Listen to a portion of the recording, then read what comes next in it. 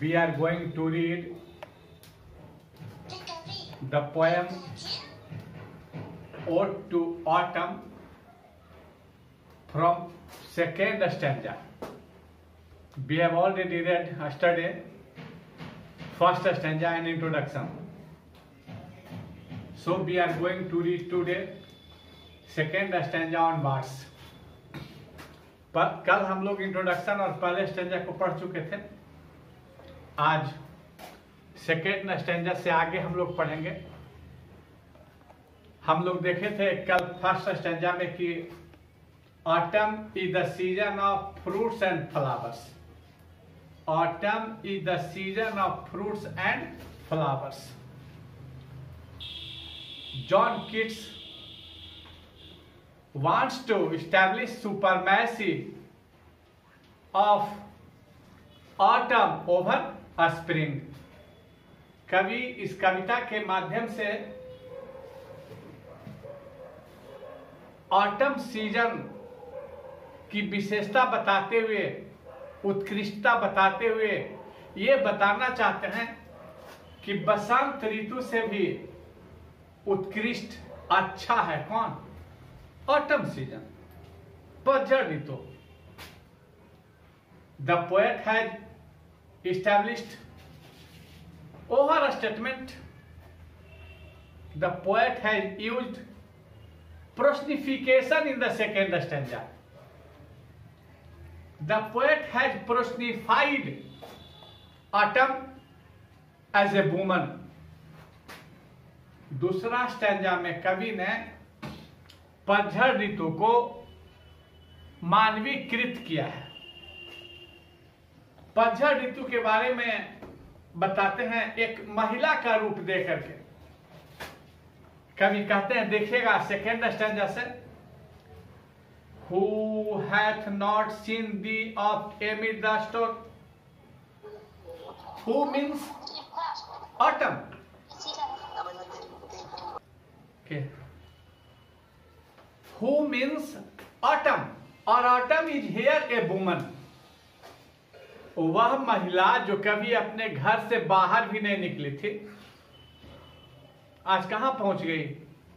भंडार में, घर से बाहर, खलिहान में। Sometime whoever seeks abroad may find.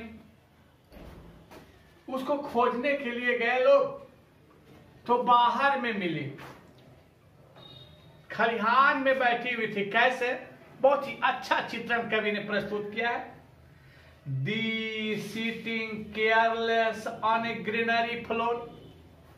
खलिहान समझ रहे हैं ना? खलिहानी जिसको कहते हैं हम लोग। वह खलिहान में लापरवाह पूर्वक सतह पर, फ्लोर पर, जमीन पर बैठी हुई थी, अपना शुद्ध बुद्ध खो दी थी। वह वास्तव में महिला कोई अलग से नहीं है। कवि ने महिला का रूप किसका दिया? किसको दिया है? पतझड़ को। कवि ने पतझड़ को ही क्या मान लिया? महिला। और कवि कहते हैं कि वह महिला जो कभी वह बाहर नहीं गई थी, आज कहां पहुंच गई? खलिहान। और सतह पर, फ्लोर पर लापरवाह पूर्वक बैठी हुई थी। Thy hair soft lifted by the winnowing wind. उसके मुलायम बाल हवा के झोंकों में ऐसे लहरा रहे थे जैसे हम लोग गांव में देखे होंगे पिक्चर, अनाज को क्या करते हैं? ओसाते हैं। बहुत ही आकर्षक दृश्य है। कभी लगता है कि बिल्कुल गांव के वातावरण को देख रहा है, और वह उसकी तुलना किससे कर रहा है? महिला से। कभी कहते हैं कि उस महिला की मुलायम बाल, केस हवा में ऐसे लहरा रहे हैं, विनोइंग विंड, जैसे हवा किसी चीज को ओसा रहा हो। ओसाते हुए किसान देखे होंगे आप गांव में, धान वगैरह के सीजन में कैसे ओसाया जाता है, इस तरह से, है? उसके मुलायम बाल भी हवा में क्या हो रहे हैं, लहरा रहे हैं, बिल्कुल खुले हुए हैं। वास्तव में वो महिला कोई दूसरा नहीं बल्कि ऑटम ही है। पतझड़ को ही कवि क्या मान लिया, एक महिला। और on a half reaped furrow sound sleep, हम मीनिंग लिखाते समय भी चर्चा किए थे कि फुर्रो का दो अर्थ होता है। मीनिंग में तो उतना इन डिटेल में हम नहीं गए थे, लेकिन यहां जा रहे हैं। फुर्रो का दो अर्थ होता है, FURROW आएगा बोर्ड पर।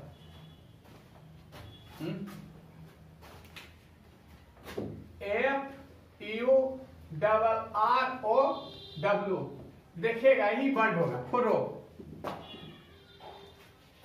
एक हल जोतते हुए देखे होंगे आप किसान को, इस तरह से हल चलते जाता है, तो यही एक फुर्रो यह हो गया, जिसको हिंदी में कहते हैं सिरौर।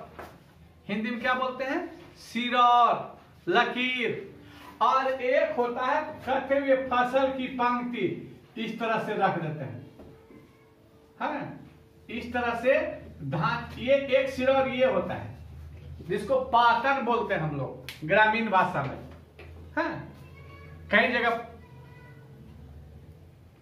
पतौरी भी बोला जाता है, यानी काटे हुए फसल की पंक्ति, काटे हुए फसल की पंक्ति। कभी कहते हैं उसके हाथ में क्या है, हसुआ। फसल क्या कर रही है, वह काट रही है, और काटते काटते वह पतानी पर ही, पतानी भी बोलते हैं उसको, पातन पर ही क्या हुई, सो गई। अब कर दो, सो गई। क्यों, पॉपीज देखिएगा उसके बाद वाला लाइन, और on a half reaped furrow sound sleep drowsed with the fume of poppy while thy hook spare the next swath and all its twined flowers. देखिएगा एक एक लाइन कौन बोल रहे हैं, पहले ये लाइन, और on a half reaped furrow sound sleep, आधा फसल काटी थी अभी, और आधा भी क्या करना था, काटना था, लेकिन नशा आ गया उसे, झपकी लेने लगी, सो गई पतानी पर ही। क्यों, क्योंकि उसमें कुछ अफीम के पौधे थे। अफीम किससे निकलता है, पॉपीज से। पॉपीज किसको कहते हैं, पोस्ता को। पोस्ता क्या है,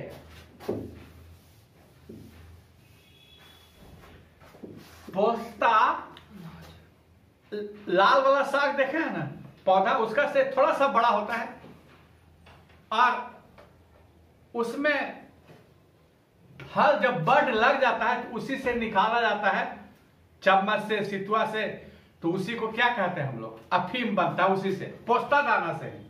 अब उसी से नशा से इस महिला को क्या हुई, नशा आ गई, और वह झपकी लेने लगी, कहां, पातन पर ही सो गई।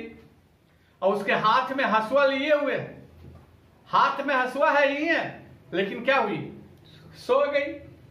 स्पेयर द नेक्स्ट स्वाथ, अभी और क्यारी बचे हुए थे, स्वाथ मने क्यारी, लिखाएंगे मीनिंग, और क्यारी बचे हुए थे काटने का। ट्विन फ्लावर, अवशेष थे दूसरे क्यारी में, और फसल क्या करना था, काटना था। वास्तव में पॉपीज के खेती पर प्रतिबंध है, अफीम की खेती आप कर नहीं सकते हैं। तो लोग इंग्लैंड में भी उस जमाने में भी क्या करते थे कि गेहूं के फसल लगाए, और बीच बीच में क्या किए, पॉपीज लगा दिए, अफीम का पौधा लगा दिया चुपके से। महिला को उसी से क्या हुई, नशा आ गई, और वो पतानी पर क्या की, सो गई। कभी कहते हैं आगे, spare the next swath and all its twined flower, अभी भी दूसरे क्यारी में फसल लगे हुए हैं, वह रास्ता बना रही है, काटते काटते वहां पहुंची, और पतन पर क्या हुई, सो गई। And sometimes like a cleaner though dust keep. उसके बाद सब फसल को बोझ बनाई, जमा की, एकत्रित की। देखते होंगे गांव का दृश्य है ना, सबको कलेक्ट की, गट्ठर बनाई, जिसको बोझा बोलते हैं हम लोग गांव में, बोझा बनाई। Steady the laden head across the brook, और कहां लोड की उसको? माथे पर।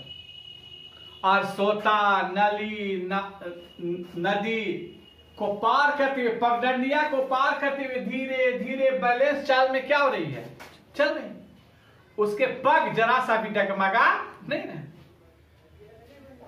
खेत में फसल उठाई, बोझ लोड की सर पर, कहां पहुंचाई? खलिहान। और फिर कहां आई? खेत। फिर वहां से लोड की, कहां पहुंचाई? खलिहान। देखते होंगे गांव का दृश्य याद कीजिए, शाम में धान के कटनी के समय में। अब तो हार्वेस्टर का जमाना हो गया, पहले गांव में बोझा के बोझा धान क्या होता था? आता था, पींज लगता था। और by a cider press with patient look. उसके बाद नीचे 2 स्टैंजा में कवि उस महिला को सेब से शराब बनाने वाली मशीन के बारे में चर्चा कर रहा है। कवि कहते हैं कि वह महिला कहां पहुंच गई जहां सेब का रस यानी जूस निकाला जा रहा था मशीन से, क्या करने के लिए? तो वाइन बनाने के लिए, शराब बनाने के लिए। वहां वह पहुंच गई, वह देख रही है एक टक से। और by cider press with patient look, बिल्कुल धैर्य के साथ देख रही है। Thou watches the last oozing hours by hours, एकदम एक एक बूंद को घंटे घंटे किस तरह से गिर रही है, रस जूस उसका, एप्पल का। वह महिला वहां गौर कर रही है, देख रही है। यानी सेकेंड स्टैंजा में कवि जॉन किट्स ये बताते हैं, फिजिकल अपीयरेंस प्रेजेंट करते हैं वह महिला की, पर्सनिफाइड करते हैं ऑटम को, एक महिला का रूप देते हुए कि किस तरह से महिला नई नवेली दुल्हन की तरह घर से खलिहान पहुंच गई। उसके मुलायम बाल हवा के झोंकों में लहरा रहे थे, जैसे अनाज को हम लोग क्या करते हैं, ओसाते हैं। खलिहान से खेत पहुंची, फसल काटी, उसे अफीम के गंध से क्या हुआ? झपकी आ गई, और फसल पतन पर ही क्या हुई? सो गई। गट्ठर बनाई, नींद खुली तो उसको लोड की सर पर, नदी नाले सोता, छोटी नदियां को पार करते हुए पगडंडिया से कहां पहुंचाने लगी? खलिहान।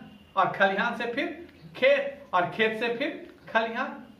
लास्ट 2 लाइन में कवि ये बताते हैं कि वह महिला किस तरह से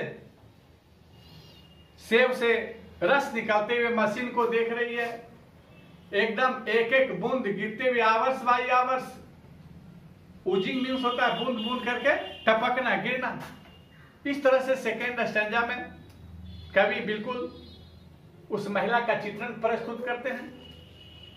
थर्ड स्टैंजा में कवि म्यूजिक के बारे में बताते हैं, संगीत के बारे में, कि पतझड़ के भी संगीत हैं। देखिएगा तीसरा स्टैंजा का दोनों लाइन बहुत इंपॉर्टेंट है, इसको अंडरलाइन कर लीजिएगा। तीसरा स्टैंजा का दोनों लाइन बहुत इंपॉर्टेंट है।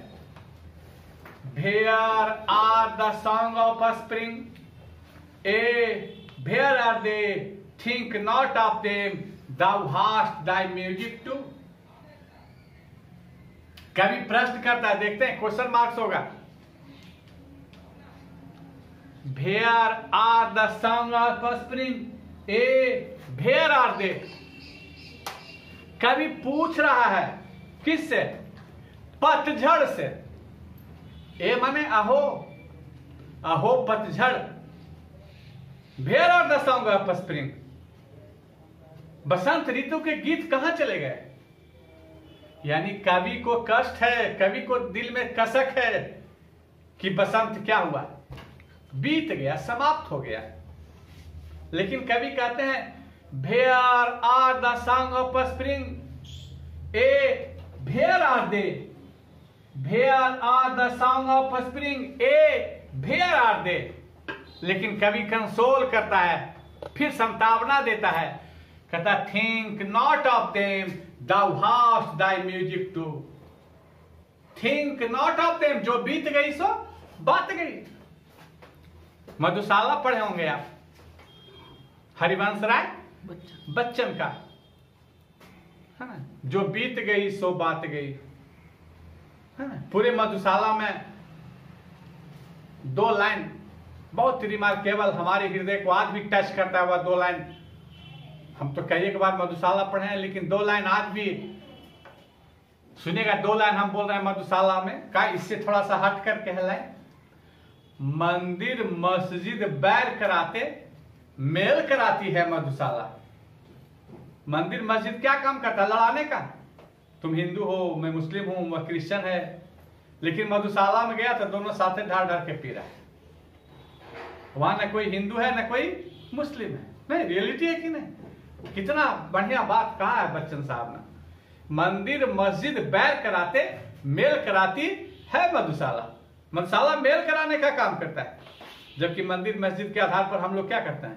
लड़ते हैं, 2 दिन दंगा होता है। बहुत ही रिमार्केबल लाइन, ये लाइन हमें बराबर जब कभी भी बच्चन साहब याद करते हैं तो सबसे पहले यही लाइन हमको याद आता है। कभी कहता think not of them thou hast thy music too. कभी कहना चाहते हैं पतझड़ को कि हो पतझड़, तुम मत सोचो बसंत के बारे में, जो बीत गई सो बात गई। अंबर के आंगन को देखो, कितने तारे टूट जाते हैं, गिर मिट्टी में मिल जाते हैं, पर क्या उन टूटे तारों पर अंबर शोक मनाता है? कहता है कि जो बीत गया उसको क्या कीजिए? छोड़ दीजिए। While barred cloud bloom the soft dying day. बहुत ही मनोहर दृश्य है, संध्या का समय है, सूर्यास्त हो रहा है। सूरज को बादल के कुछ टुकड़े ने क्या किया है? ढक लिया है। गांव में कहीं फील्ड में बैठकर मनोरम दृश्य देख सकते हैं, कितना सुहावना होता है संध्या का समय जब सूर्यास्त होते रहता है। लालिमा हो जाती है सूरज के निकट, चारों तरफ लाल लाल बादल हो जाते हैं। कवि कहते हैं कि बादल कैसा हो गया? बार्ड क्लाउड, छाड़ के आकार का, लंबे लंबे बादल लाइन खींच गए हैं, और उसके रेज कुछ किरणें रिफ्लेक्ट हो रही है। कहां? धरती पर। While barred cloud bloom the soft dying day. और सूर्य क्या हो रहा है? मर रहा है, दिन मर रहा है। दिन मर रहा है का मतलब क्या हो रहा है? सूर्यास्त हो रहा है। And touch the stubble plains with rosy hue. खेतों में जो डंठल है ना पौधे का, बलिया को काट लिया गया है और डंठल खुट्टी खेत में पड़े हुए हैं। उसका रंग कैसा हो गया है? गुलाबी रंग का। रोजी ह्यू माने गुलाबी रंग का। And then in a wailful क्वाइट द स्मॉल नाइट्स मॉर्न। कवि बिल्कुल दुखद रूप में बताते हैं कि उसी समय बड़ी बड़ी मक्खियां, नैट्स, जिसको डांसा कहते हैं हम लोग, पिस्सू, शोकपूर्ण गीत गाते हुए आते हैं, मौन करते हुए, विलाप करते हुए, गायकों के दल के रूप में। Among the river cellos. और नदी के किनारे जो वृक्ष लगे हुए हैं सैलोज का, जिसके पत्ते क्या होते हैं? पीला होता है। ऐसे जनरली पत्ता वृक्ष का क्या होता है? हरा। लेकिन सैलो के वृक्ष के पत्ते कैसे होते हैं? पीले। पीले पत्ते दुख का प्रतीक है। साहित्य में जैसे रात दुख का प्रतीक है, दिन सुख का प्रतीक है ना? उसी तरह से हरे पत्ते सुख के प्रतीक हैं और पीले पत्ते दुख के प्रतीक हैं। कवि कहते हैं कि सैलोज बर्न aloft और sinking as the light wind lives or dies। जब हवा का झोंका तेज हो जाता है तो मक्खियों का झुंड डांसा का झुंड भनभनाते हुए शोकपूर्ण गाते हुए ऊपर की ओर जाता है, और जब लाइट विंड हो जाता है, हवा का झोंका धीरे हो जाता है, तो फिर क्या होता है? नीचे की ओर आता है। यानी जब हवा तेज चलते हैं तो मक्खियों का झुंड भनभनाते हुए गाते हुए ऊपर की ओर जाता है, और जब स्लो विंड हो जाता है, इजी विंड हो जाता है, लाइट विंड हो जाता है, तो फिर भनभनाते हुए क्या करते हैं? नीचे की ओर आता है। कवि को दुख है कि कोयल ने गाना बंद कर दिया, बुलबुल गूंगी हो गई, लेकिन कवि को मक्खियां का भनभनाना भी संगीत लगता है। Among the river shallows born aloft or sinking at the light wind leaves or dies, मक्खियां का झुंड, डांसा का झुंड तेज हवा में उड़ते हुए ऊपर की ओर, गाते हुए फिर कभी नीचे की ओर, और full grown lawn lamps loud bleed from हिली बॉर्ड। कभी देखते हैं दूर से उनके कानों में आवाज आ रहा है, पहाड़ी क्षेत्र में बड़े बड़े मेमने जोर जोर से मेमिया रहे हैं। सोचिए, मेमना का मेमियाना भी कवि को कर्ण प्रिय लगता है। आपने कभी देखा होगा कि आप दुख में हैं तो हंसी मजाक वाला संगीत अच्छा नहीं लगता है, दुख में है तो कैसा संगीत अच्छा लगता है? दुख वाला। कवि को भी यही बात है, कवि को यहां बुलबुल और कोयल का संगीत अच्छा नहीं लगता है, बल्कि मक्खियों का भनभनाना और मेमना का मेमियाना कवि को अट्रैक्ट करता है। Hedge cricket sing and now be treble soft the red breast whistle from the garden croft. वृक्षों के झुरमुट में झिंगुर है, झिंगुर ग्रासहॉपर भी ऐसे अंग्रेजी उसका होता है, क्रिकेट में भी झिंगुर होता है, वह गा रहा है। और रॉबिन पक्षी, बहुत छोटी सी पक्षी होती है, रॉबिन नील में देखे होंगे, छोटी सी पक्षी, वह प्रकंपित करने वाला जोर जोर से सीटी बजा रही है, जैसे शंख का ध्वनि होता है ना, शंख की ध्वनि होती है ना, तो इसी तरह से प्रकंपित उसकी ट्रेवलिंग साउंड बहुत ही होती है। कवि को वह बहुत ही आनंदित लगता है। And gathering swallows Twitter in the sky, उसके बाद अवाविल पक्षी आकाश में बिल्कुल चहचहा रहे हैं। यानी कवि को इस स्टैंजा में बहुत ही सुंदर दृश्य प्रस्तुत करता है। एक तो मनोरम दृश्य की सूर्यास्त हो रहा है, सूर्य को बादल ने क्या किया है? ढक लिया है, उसकी लालिमा कुछ रिफ्लेक्ट हो रहे हैं, कहां? धरती पर, जिससे खेतों में जो डंठल लगे हुए हैं उसका रंग कैसा हो गया? रोजी ह्यू, माने गुलाबी रंग का, गुलाबी रंग का। मक्खियां डांसा शोकपूर्ण गीत गाते हुए पीले पत्तों के वृक्षों के बीच में तेज हवा के झोंकों में ऊपर जाता है, और फिर भनभनाते हुए गाते हुए नीचे आता है। कवि बताते हैं कि जब हवा का झोंका तेज रहता है तो उड़ते हुए ऊपर की ओर जाता है, गा भी रहा है, शोकपूर्ण गीत गा रहा है। कवि को वास्तव में दुख है। हम कल भी तब बताए थे कि कवि ने कभी स्प्रिंग नहीं देखा, हमेशा इसके जीवन में पतझड़ ही रहा। पिताजी मर गए, मां मर गई, भाई छोटा मर गया, इसके बिलावेट ने इसे रिजेक्ट कर दिया, और प्रत्येक दिन एक चिट्ठी लिखता था अपने बिलावेट के पास। वो पढ़ती भी नहीं थी फैनी ब्राउन, उसको डाल देती थी कूड़ेदान में, डस्टबिन में, लेकिन उसका मेड उसे कलेक्ट कर लेती थी। और बाद में जब किड्स मर गया तब वह दी, जब पढ़ी तो बहुत ही इंप्रेस हुई।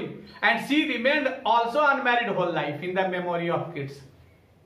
किड्स के याद में फैनी ब्राउन ने भी शादी नहीं की, वह भी अनमैरिड रह गई पूरे जीवन। कवि ये बताते हैं कि विभिन्न प्रकार के संगीत, भेड़ का मिमियाना, झिंगुर का गाना, रॉबिन पक्षी का सीटी बजाना, अवाविल स्वैलो पक्षी का ट्विटर करना, चेचियाना, चेचे करना, ट्विटर माने चहचहाना, ये सब संगीत कवि को बहुत ही आकर्षित करता है। और कवि पूरे कविता में 3 स्टैंजा में भी बहुत ही मनोरम दृश्य प्रस्तुत करते हैं। कवि ने दुस्साहस किया है कि बसंत का वर्णन न करके किसका वर्णन किया है? ऑटम का, पतझड़ का। जनरली कवि आज तक हिंदी साहित्य के हों या अंग्रेजी साहित्य का, अधिकांशतः कवियों ने बसंत की प्रशंसा की है, लेकिन कवि ये सुपरमैसी स्थापित करते हैं कि बसंत से भी ज्यादा फल फूल संगीत सुनाई देता है कहां? पतझड़। ठीक है, आज इतना ही रह देते हैं इस कविता में। इसमें मैचिंग नहीं है, सॉरी, इसमें ट्रू और फॉल्स नहीं है, ट्रू और फॉल्स इसमें नहीं है ना। कल हम लोग अगला पोएम पढ़ेंगे, बहुत ही छोटा लेकिन बहुत ही इंपॉर्टेंट कविता है, एन एपिटाफ। एन एपिटाफ, ठीक है, बहुत ही इंपॉर्टेंट कविता एन एपिटाफ। कल हम लोग उसी को रीड करेंगे, एक दिन में समाप्त हो जाएगा। कल मीनिंग बहुत ही छोटा है, 51 को तो वर्ड है पूरा, कल मीनिंग भी हो जाएगा और पढ़ भी लेंगे हम उसको। ठीक है, बस इतने रहते हैं आज। Very very thanks to all of you for attending my class. Thanks goes to all of you. That is the end of class.